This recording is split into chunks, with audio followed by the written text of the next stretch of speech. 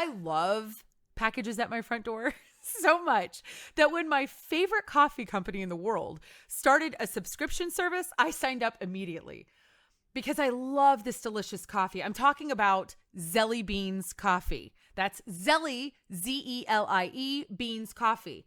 They freshly roast their coffee every single week and they grind to order. But my favorite part about Zelly Beans is that they're a mission-focused coffee. They believe in families helping families through specialty coffee. And I tell you what, they're helping me through this pandemic.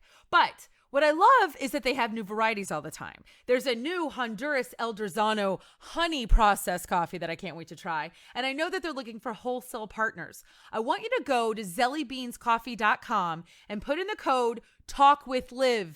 That's right. Talk with Liv. You're going to get a discount. I want you to try a bag, get a subscription. Do it today. zellybeanscoffee.com.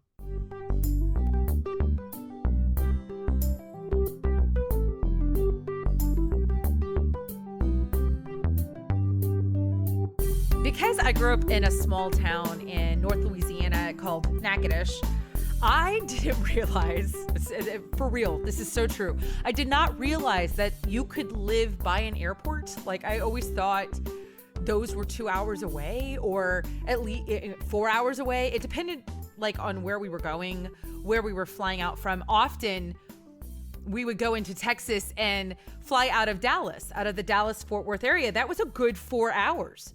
So to me, as a little kid, I was like, oh gosh, I don't want to go anywhere because you had to get in a car, you had to drive, you know what I mean? Like 4 hours and then you get to the airport. And let's be honest, it's not like the plane is just sitting there like, oh, we've been waiting for you, walk on in, you know, like with a carpet. You have to wait forever.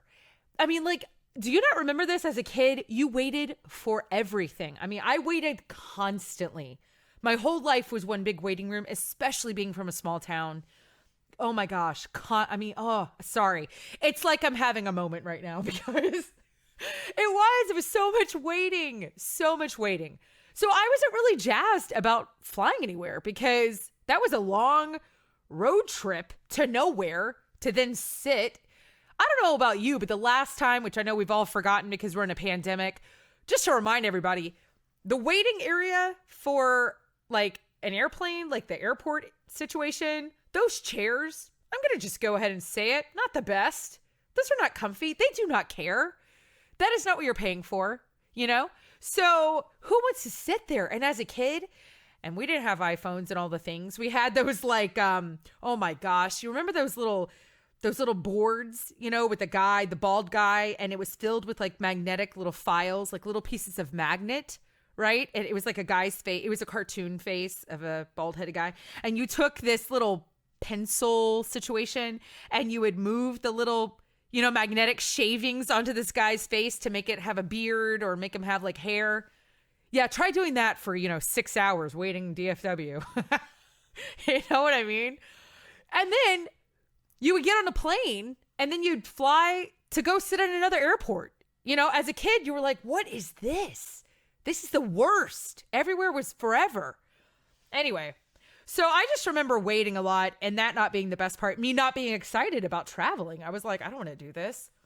This one time I was 5 and we were in the DFW airport, in Dallas, because we used to fly Delta all the time. And in fact, actually, little side note, I did not know that other airlines gave out the little wings. Like, I didn't know that was like a thing. Like, I totally thought that was just a Delta thing. And then I was like in my 20s flying from Lubbock, Texas, because I went to Texas Tech, flying from Lubbock to Houston, and I was on Southwest, and they offered to give me a pair of wings. And I looked at them and I was like, huh. Like, it was like this moment where I was like, wow, which I don't know why they were giving me wings. But anyway, had no idea. All right, so I'm in DFW. I'm 5. I'm back to that story. And I had to go to the bathroom. I mean, who knows how long we've been there? Whatever. It's so long. All you do as a kid is wait. And go to the bathroom. And all of a sudden, this woman bends down and starts pinching my cheeks. I remember this very clearly. And starts saying, why, aren't you just the cutest thing? You have got a face full of freckles. I just love her freckles. Yo, come look at her big freckles. Look at these freckles. She's got so many freckles. And I mean, she went on and on and on about my stinking freckles, right? And I'm thinking, lady, why are we like, stop touching my face? And she leaves, whatever, says something to my mom, I think. Maybe not. I don't know. I was 5. I don't remember that part. And leaves. And my mom turns around. And let me tell you something about my mother. Her name is Vicky. Let me tell you something about Vic. Vic. And I do not call my mother that. That's ridiculous. Anyway, but she said she never gets excited about people. You know what I mean? She's a big time introvert. Famous people don't bother her. This was a famous person. So I was not used to seeing my mom get excited, flushed. She turns around to me and she was like a normal, like, fangirl kind of situation. And she was like, oh my gosh, do you know who that was? I'm 5. Of course I don't know who that was. My mom takes me out of the bathroom and we run to my dad, and we were with an aunt and my grandmother. And she was like, you guys, that was Dolly Parton in the bathroom. She just pinched Olivia's cheeks and said she had great freckles. So one of my claim to fame moments is I met Dolly Parton in the DFW bathroom. So there you go, everybody. When I was 5, I peaked. And I don't think it made a difference to Dolly. Although I do have a friend. We do have a mutual friend, Dolly and I, and she was able to relay the story to her. So that is kind of cool, I gotta say. That happened later on. It just happened a couple of years ago. So that's kind of neat. But my guest on today's podcast, I want to say something. Here's the deal. I am still a new podcaster. I have an incredible producer. Taylor is an audio genius. He didn't even pay me to say that, everybody. But I did have a couple of issues with this recording, and that was on my end. But the recording is not horrible, okay? It's going to be fine. I still wanted to use it. It's completely usable. You probably won't even notice, but I just wanted to, like, own it. It's such a great interview because my interview is with someone who is very well known in the Catholic world. She's a big time author, huge speaker, huge. Okay. And the conversation was just so great, and it's fine. And, her whole perspective on airports and small towns and all this kind of stuff was just too good, really. And especially with this whole pandemic and where we're at, y'all are going to love it. And you're going to get to know a different side of her. I am talking absolutely about everyone's favorite South Louisiana girl, Katie Prejean. Hello there, Miss Katie. How are you? See you? I'm good. You look fantastic, by the way, because I have wet hair. No one can see that. I was scrambling because we are meeting early. This is early to me. It is 10:30 in the morning, and it might as well be 7 a.m. It's like 10 is the new 7. Like, I feel like this is, but you look fantastic. And I just want to say you're a pro. You're definitely like, thank you. Do you get up early in the morning, Katie? I need to know. Are you an early person? No, you're not? No, regardless of whether I'm pregnant or not, the answer is no, unless I have to be. But I think right when all the COVID stuff started, and my husband would teach us from home now, at least until they go back, there was like this unspoken pact made of he would take what we call first shift. So he gets up with our daughter at 7 when he's an early bird anyway. So he's up between like 4:30 and 5. He works out, he takes a shower, does his thing. And then he takes first shift with Rose. So I can happily stay in bed until 7:30, 8 o'clock. I wake up, he makes me a cup of coffee. He is the best husband in the world. I was going to say, I am spoiled rotten. And part of it, I think, is the guilt, because I get really sick when I'm pregnant. So like at first I was playing the pregnant guilt card. Like, I'm pregnant with a child. I need you to take care of me. Now I'm like feeling fine. So I could probably get out of bed early enough to like help with first shift. But that's quality time for them. I can rest and sleep in a little bit. Sometimes I watch a Bake Off show I'll watch an episode of the Great British Bake Off before I get out of bed, and nobody's questioned it yet. So I'm not about to give that up. He's fine. I've been really into Sugar Rush. My daughter got me into on Netflix, and it's really fantastic. So you spilled the beans. You're pregnant, in case I am. Yes. Sorry, I totally gave away the reveal. No, because how far along are you? This is not a secret. You're like 87 weeks pregnant at this point. As far as I can tell on the internet. It's been forever. 25 weeks. My change of days on the Saturday, so I'm 26 weeks tomorrow. Okay, perfect. Yeah, so it's. We're at the. You're in there. You're getting there. Yeah, we're in it. It's third trimester's coming, the heat of the summer. Next time, if we have more, we will plan it better to not be pregnant in Louisiana humidity summer. This is our second kid, and my husband and I was an educator, and now, he's a teacher. And for some reason, we keep having our babies at the beginning of the school year. Terrible planning on our part. Yeah, that's not.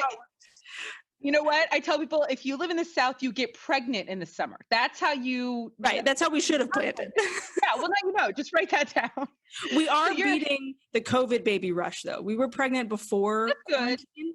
So like my doctor. No, we are not a trend. Our baby was announced well before social distancing was in place. So I just want everybody to know that. Like, this is not a COVID baby. This was we want another baby. This seems like a decent time. Oh, wait, we forgot the summer. Oh, well, let's have a kid, right? So here we are. Fine, there's nothing else to do. So I love it. And you're in South Louisiana. So for people who don't know, yes, even in the South, we differentiate between the southernness of the places that we live. Oh, it's a real thing. And below I-10 is proper. Above I-10, you're a Yankee as far as I'm concerned. It's true. I was born above I-10. I was born in Natchitoches, Louisiana, and people would say I was from South Arkansas. And I was like, yeah, okay. But we do that with Dallas. I'm in Texas, and we call Dallas Oklahoma, which it is. It's not the same. It might as well be. If you're only But the thing about Southwest Louisiana is like, we're just as close to Texas as we are. That's true. To like Lafayette. So we're kind of in this weird, our accents are, I lost my accent in college completely because I lived with a bunch of Yankees, and then I married a boy from Pennsylvania. So you didn't have a chance. I didn't have a chance. It comes out when I'm drinking, or like when I'm around my parents. My mom's got a great Southern drawl, and I love it. And I need to record her. You should. But well, it's one of these days I'll have her on my podcast when I can find a topic, let's talk about Catholicism and accounting. Like, that could work. Just so I have a recording of her voice. Because I never even realized she had an accent until my husband imitated it one day. And I was like, that is not how my mom talks. And he said, you didn't know? I get, because you're just like around it. And like, know how Southwest Louisiana works. I never realized my parents both had kind of the drawl of the South. But I lost mine real early. So you did a really good job, because when I moved from Northern Louisiana to Houston, I was 10.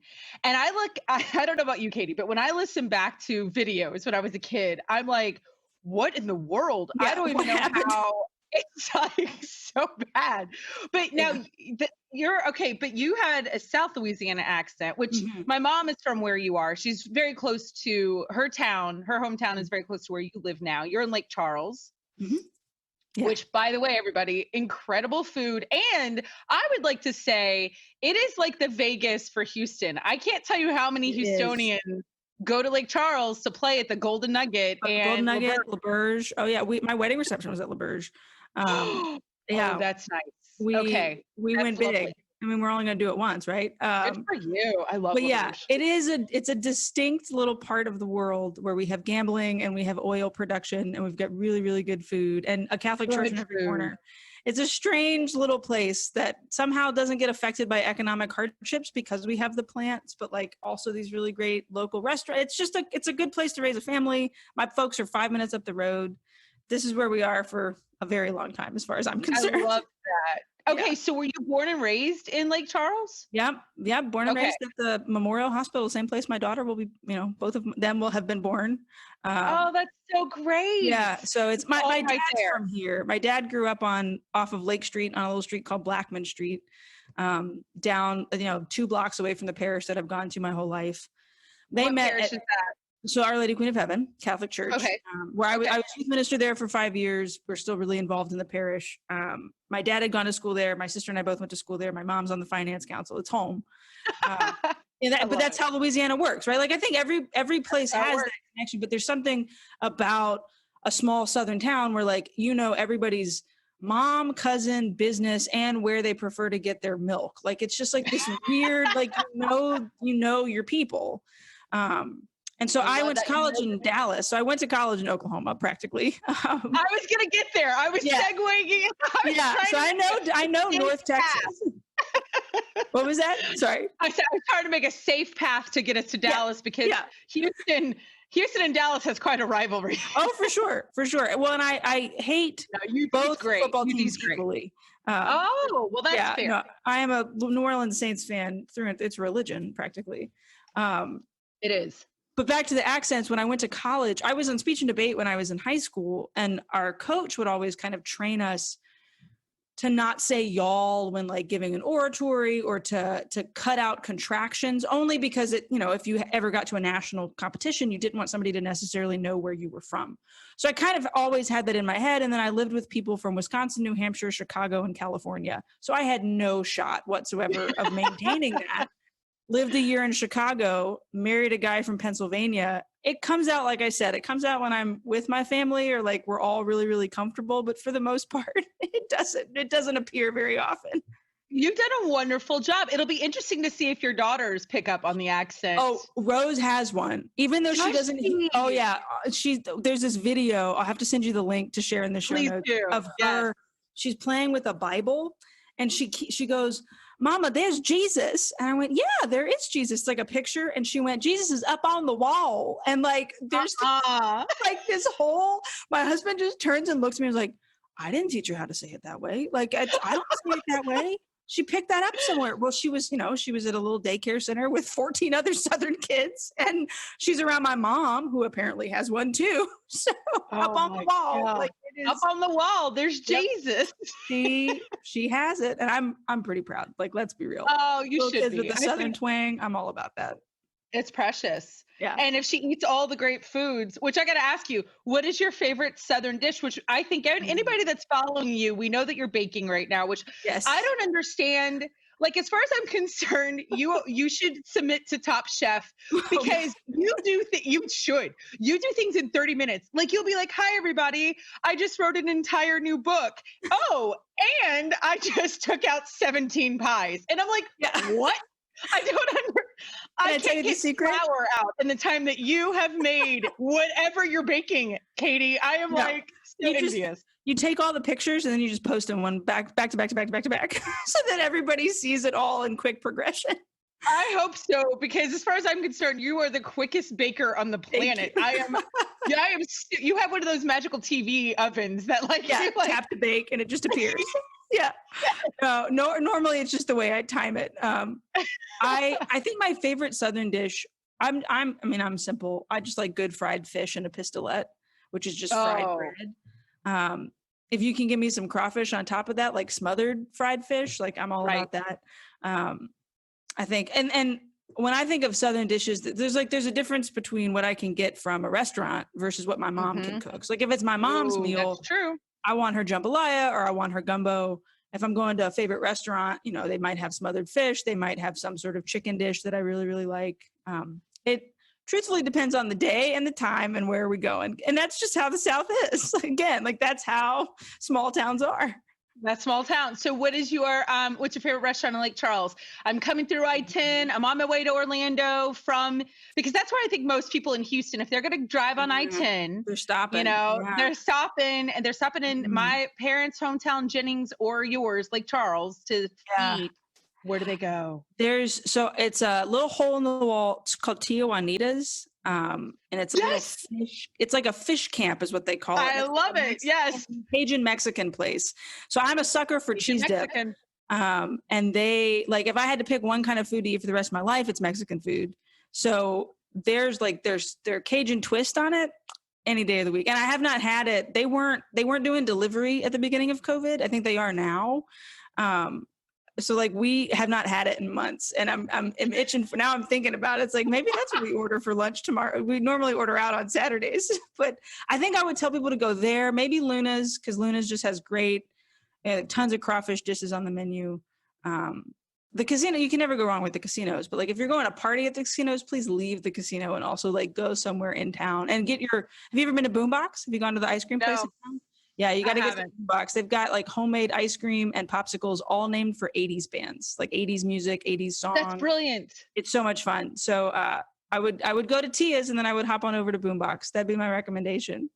Done. See, this is great. And that's what I think is so cool because you grew up in Lake Charles. You then decided to, which we won't have to get into why you went to Dallas, but now you went to UD, University of Dallas, which is, I have to say, I have a senior in high school, and that is on his list. Oh, We good. would love it if you went to UD. We really would, because Great it is school. a great university. Mhm. Sad it's in Dallas, but it's a great university. And 4 we hours. love Dallas. I have family in Dallas. I'm just teasing. But so you did all those things, and you've traveled the world. I mean, I make it sound like you just like own a plane. You're like, I okay, wish. calm down. It's not. But you travel a lot. You're a speaker, and you have seen everywhere, I would say.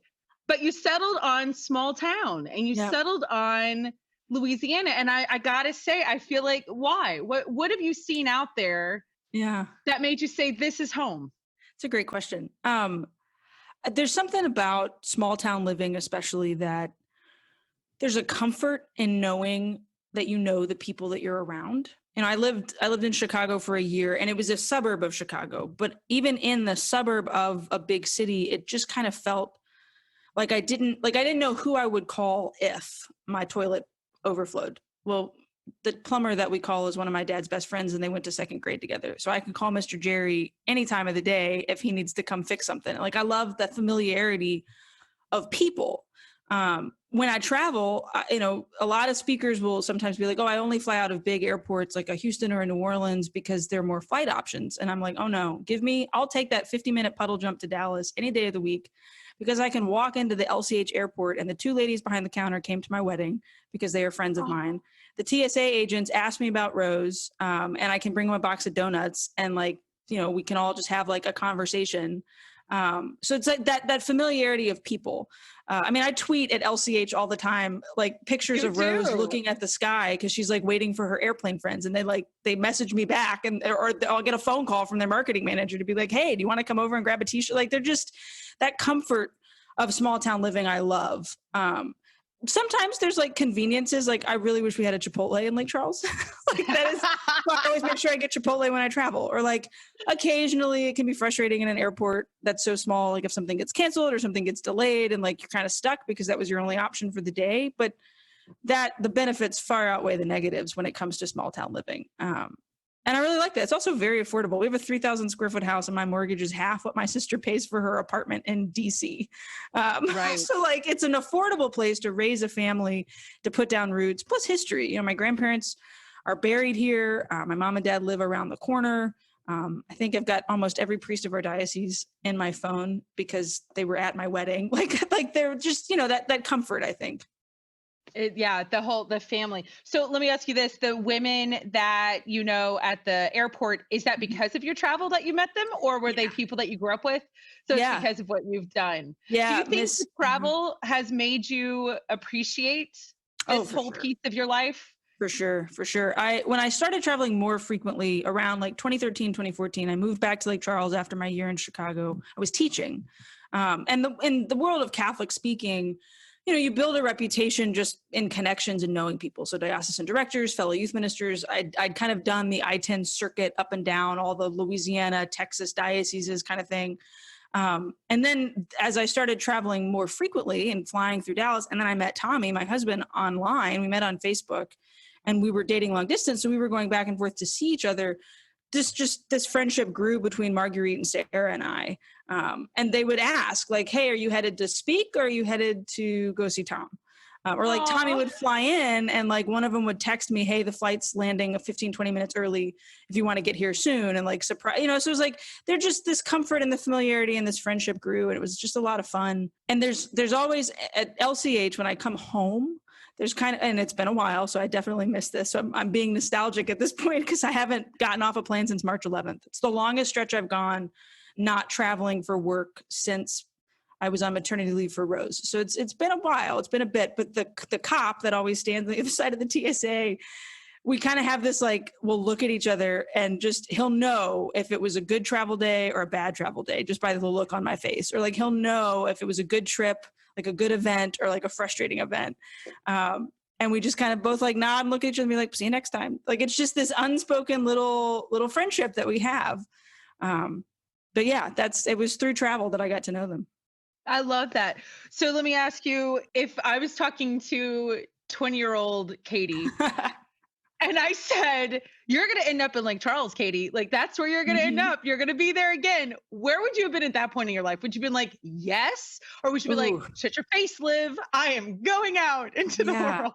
I mean, at 20, I was a junior in college. Or your 20s, whatever. Yeah, in my 20s. In that early part of college, it was definitely, I wanted to go to New York or Chicago or a DC and work in a diocese, work in a parish. Like the USCCB was on my dream bucket list to work for, even though they get paid spit. Like I had this vision of like wanting to do this, what I thought would be like this huge work for the church in a big city. So I would have laughed in your face. I definitely would have been like, that's not happening. Like nothing happens in Lake Charles. And the diocese is way too small, and I'm not going to put my time and energy there. And then when I did live in Chicago and I was working in a parish and I was very involved in the Archdiocese of Chicago with youth ministry stuff, it gradually occurred to me that there's nothing quite like already having established relationships and friendships to be able to leverage the influence and the expertise that you have. So like the second I moved back to Lake Charles as a freshman theology teacher with no education experience, I had a theology degree and I was a youth minister and I could give a talk.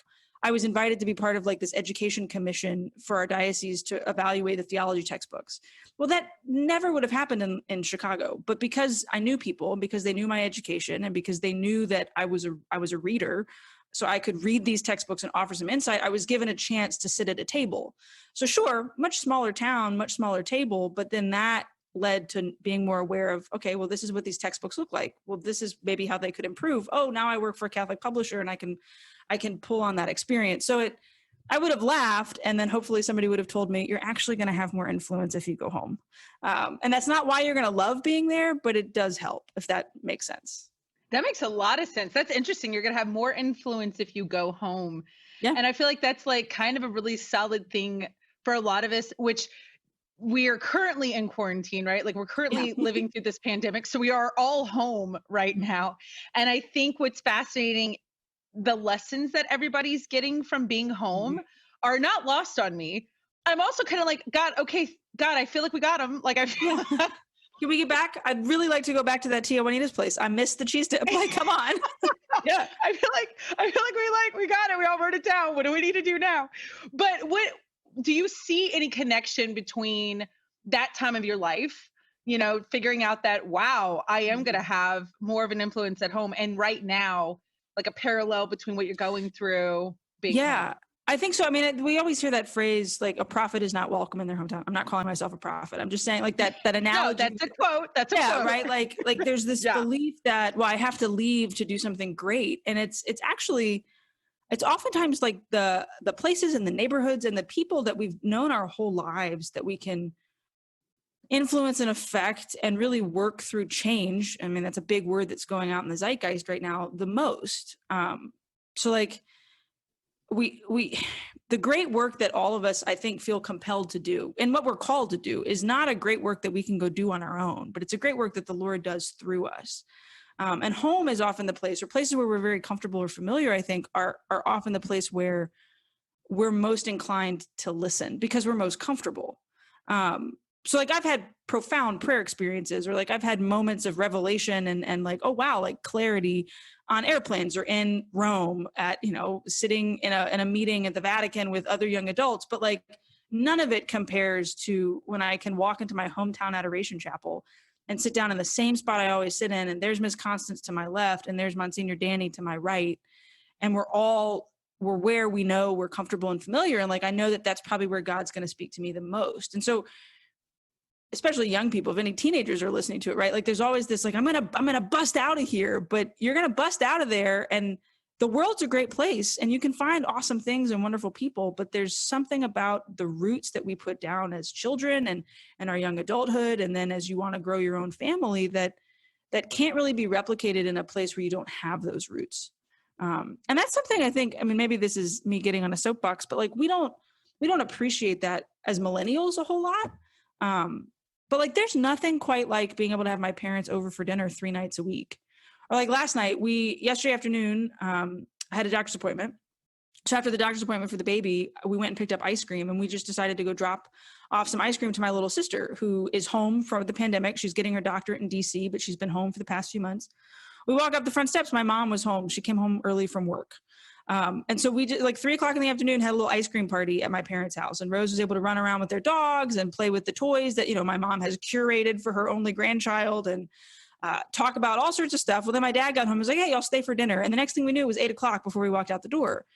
Well, like, sure, if I had taken a job somewhere else, or like, my husband and I had decided we wanted to go live in a whole new town that was maybe a halfway point between where his folks are and my folks are, we wouldn't have those kinds of luxuries and that stability. And I think that that's a huge factor in figuring out your happiness and figuring out how you're able to affect the world. No, I think that is so absolutely true and brilliant, because it's funny how the world tells us what is success and what is, worth things and what is happiness, which is the whole point of what I'm doing with these conversations, is to say, okay, it's really easy to look at Katie Prejean, this author, this speaker, this world traveler. I mean, just follow your Twitter and your Instagram, and you're walking down. I'm somewhere. Yeah, you're going somewhere, and you're like, that was my 400th billionth mile in 10 days. And I'm like, it's like you in the baking, Katie. I don't know how you do it when you do fly. And so it's easy to look and say, and like what you said, sitting at a table at the Vatican, it's easy to look at you and say, oh, these are the moments of her life. These are the moments that Katie, when she's on her deathbed, it's going to say, that was it. These are the peaks. But exactly, right? It's not. It's what you found at home. And it's kind of like the whole Wizard of Oz concept. Yeah, there's no place. Yeah. There's no place like home. And she says, if I ever go looking for my own heart's desire, I won't go looking any further than my own backyard. So when you decided to come home, where were you living? Were you married already? Or when you settled to Lake Charles, when did that happen? Yeah. So I was in a job in Chicago right after graduating college. I moved to Lake Forest, Illinois, and loved it. But immediately, like as soon as my parents and my sister drove away after moving me into my apartment, I felt like something was missing. I don't know if it was them. I don't know if it was just like, I need community. I don't know where the grocery store even is, kind of thing. Like it was just this, and that's good. Like, I think every young adult needs to really go through that, of like feeling completely uprooted and having to put down roots in some sense.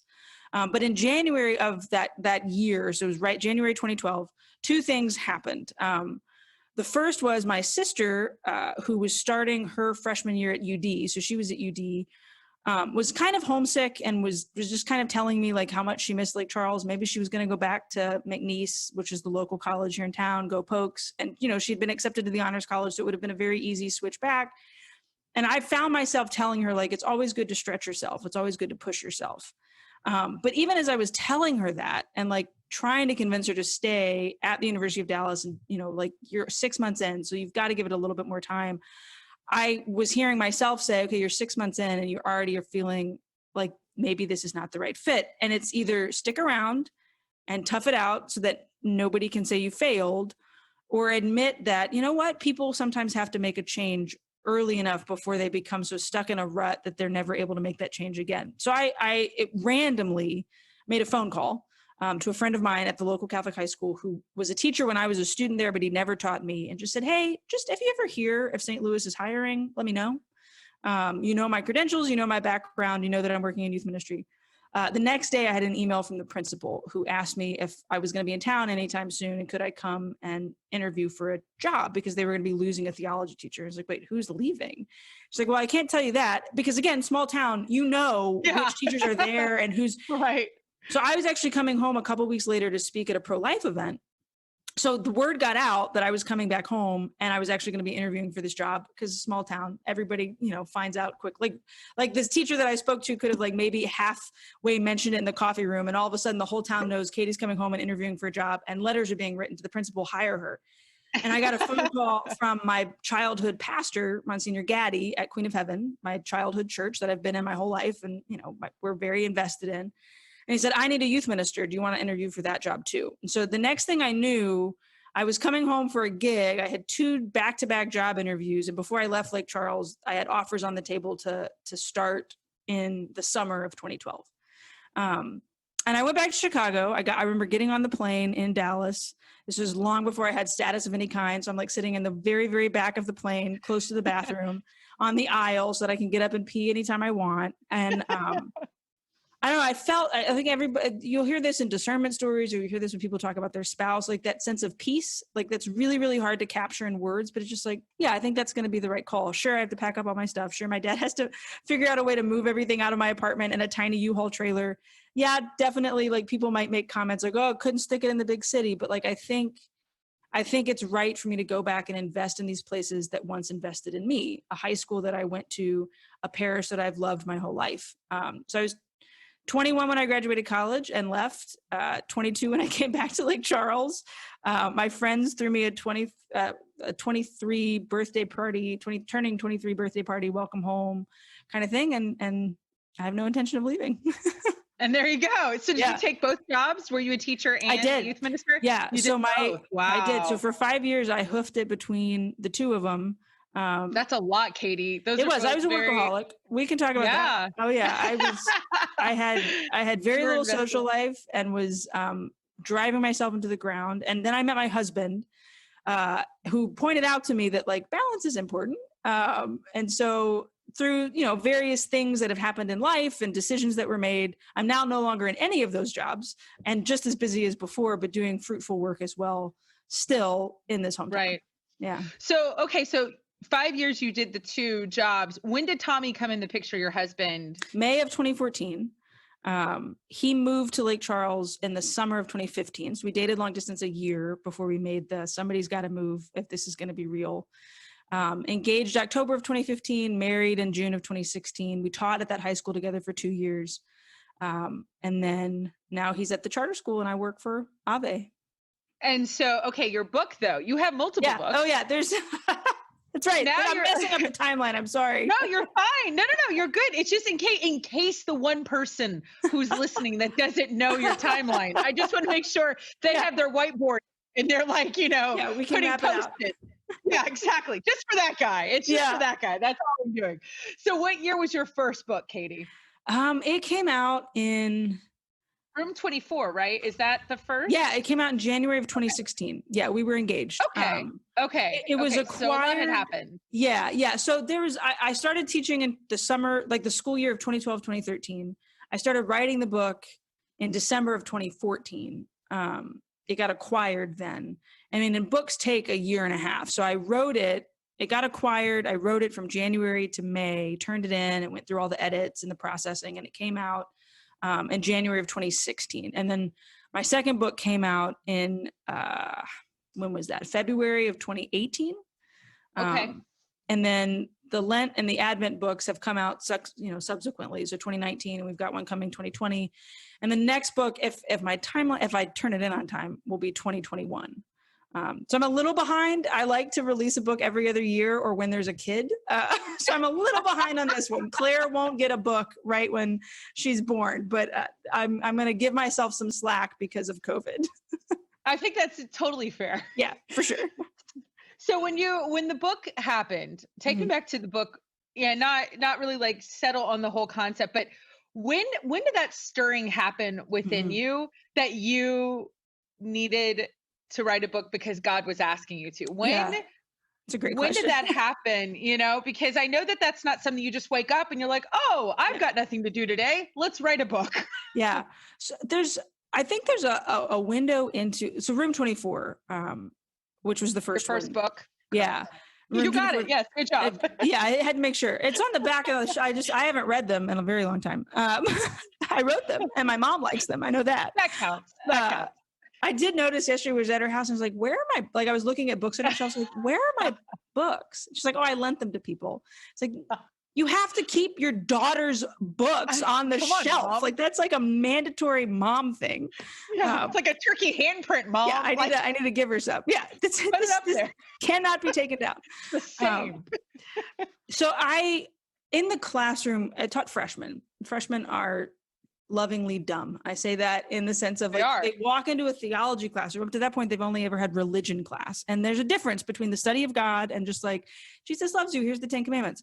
And I had a degree from a university that's very rigorous in their theology department. So in that classroom, I started to notice that sense of wonder and awe in teenagers is actually really hysterical. And they say the dumbest things. So I started just writing stuff down that kids would say and like interactions that we had back and forth. I'm a big journaler and I like to digitally journal. So I just had a Word doc on my computer where I would like write things down and just started to kind of like write some little reflections underneath it. I would share the quotes on Facebook, occasionally on Twitter.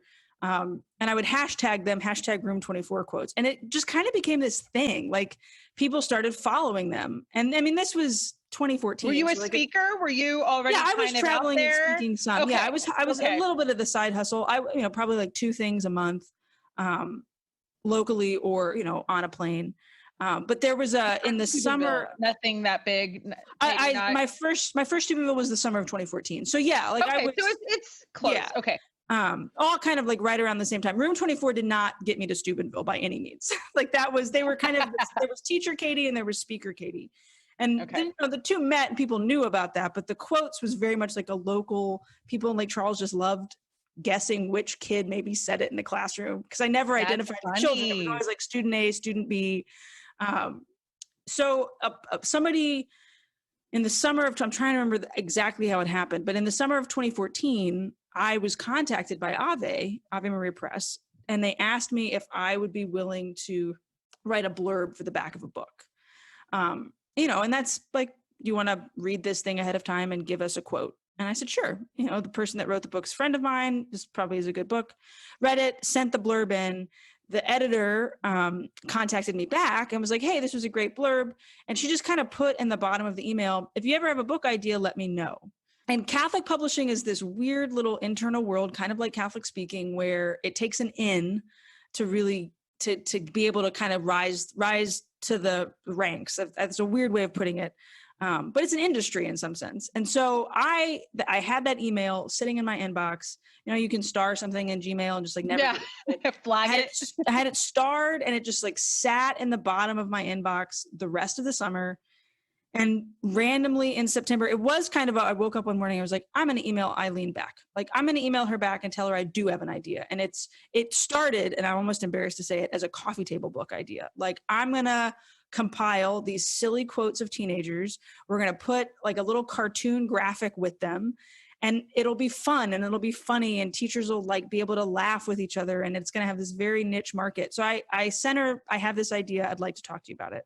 That was the plan. Like, I'm going to call her and tell her I want to do a comic book.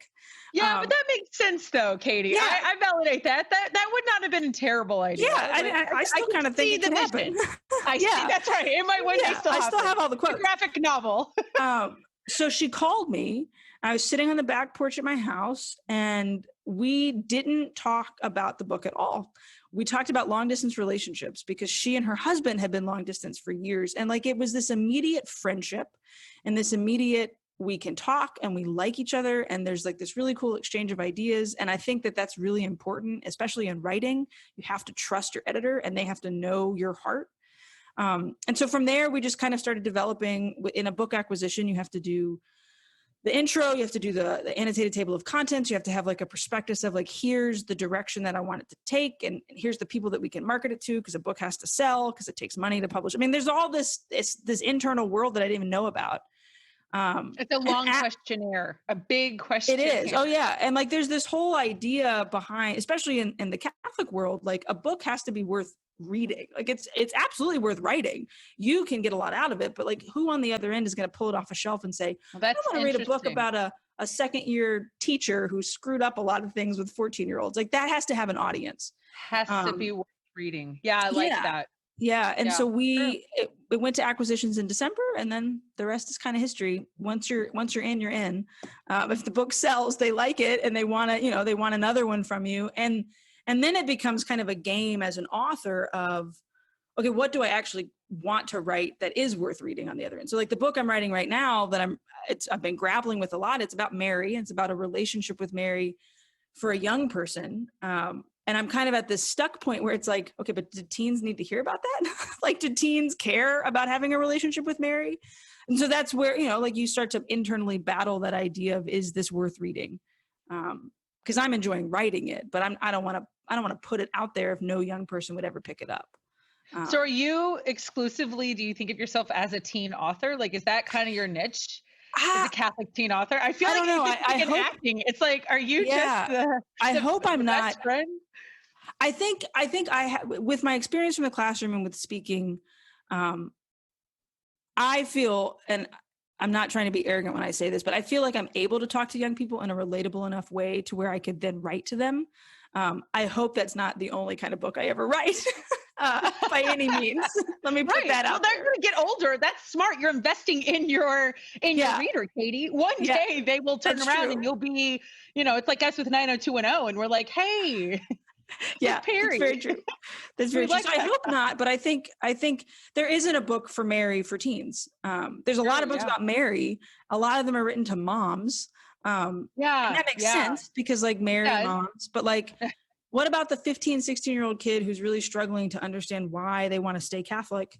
How can Mary be an influence in their life? Like, how can Mary be a model of holiness for them? We always talk about the saints, and that's great.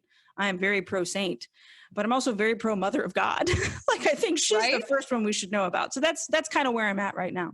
I love that. Or the teens that don't have moms, or the teens who don't have very good moms. Good relationships. Yeah, exactly. So I think that's really beautiful. So, okay. I remember at one point you did say something online, and this will be to wrap up where we're at together, which I hate, but I'm going to have to go get some Louisiana food. Yeah, come on down. It's only a couple hours.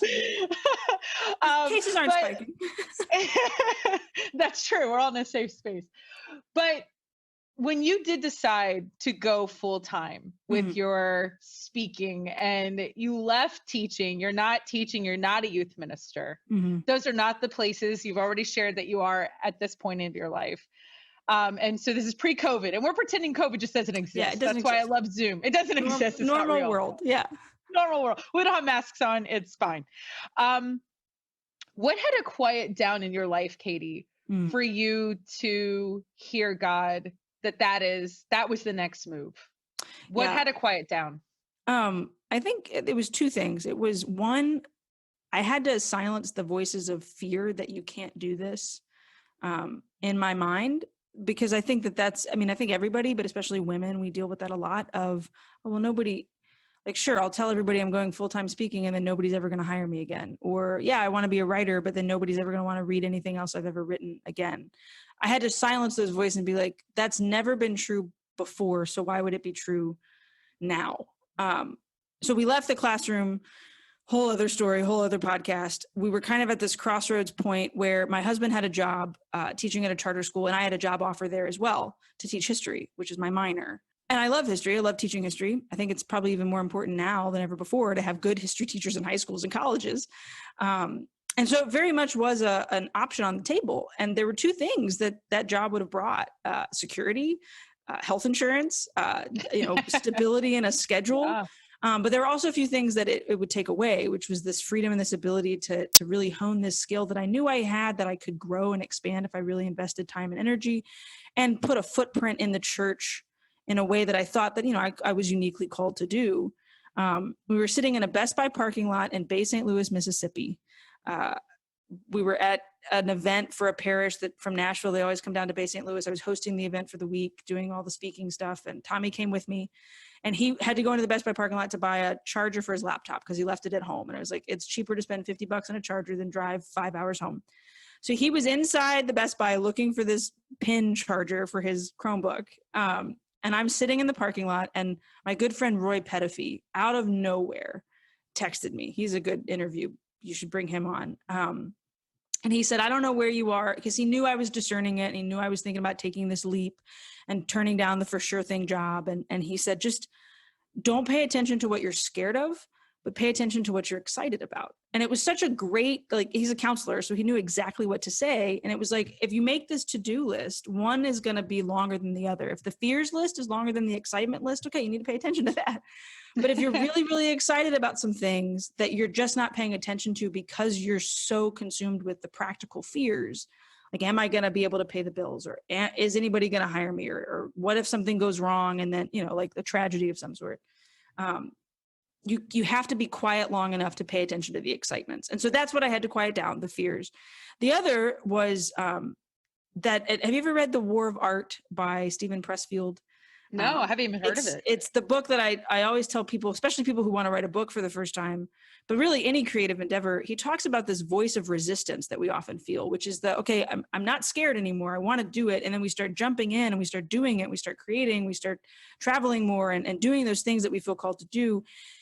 And then at the first sign of like, this might be hard, or this could be challenging, or like the first little bit of criticism, like the first 2-star review, or the first person who says, oh, your book was not funny and I didn't like it, we clamp up and we're like, oh, well, I'm useless and I'm worthless. And so we allow that voice of resistance, and whether we got it from external or internal, to really freeze us in what we're doing.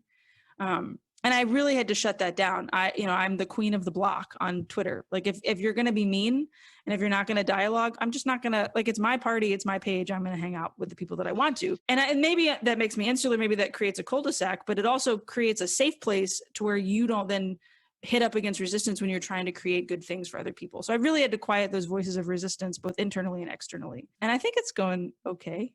I think in my family, we're not starving. I think you're doing had plenty quite of well. work.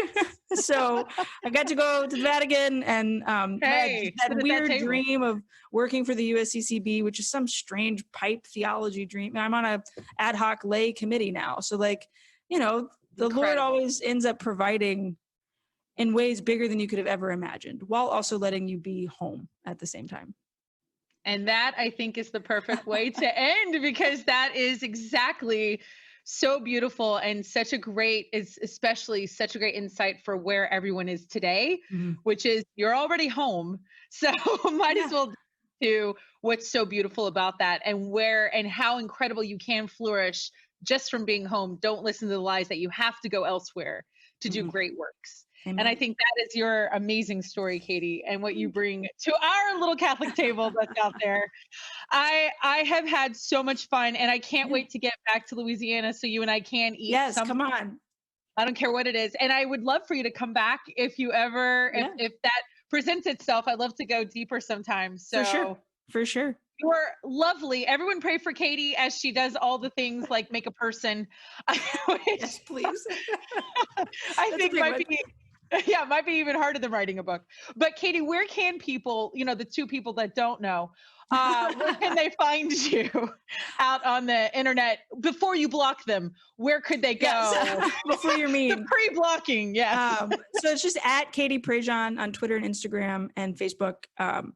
I have a website, katieprejean.com, and then a lot of the work that I'm doing right now with my podcast and my writing is with Ave Maria Press for this little program called Ave Explores, so they can find all that. Perfect. All right, Miss Katie, you take care. Have a great day making your house more beautiful, which I don't know how, because that's what, and baking. You probably made 17 loaves of bread while we were doing this. There's nothing, I promise. There's nothing rising in the kitchen. I didn't get started yet. I love it. All right, friend, thank you so much. And I'll see you next time. Bye, Katie. Bye. I just got a text message. My husband is locked outside, so I've got to go let them in. Oh my God. Okay, bye. Okay. I don't know how that happened. I don't know why they did that, but I will see you soon. Bye. Thank you. Bye.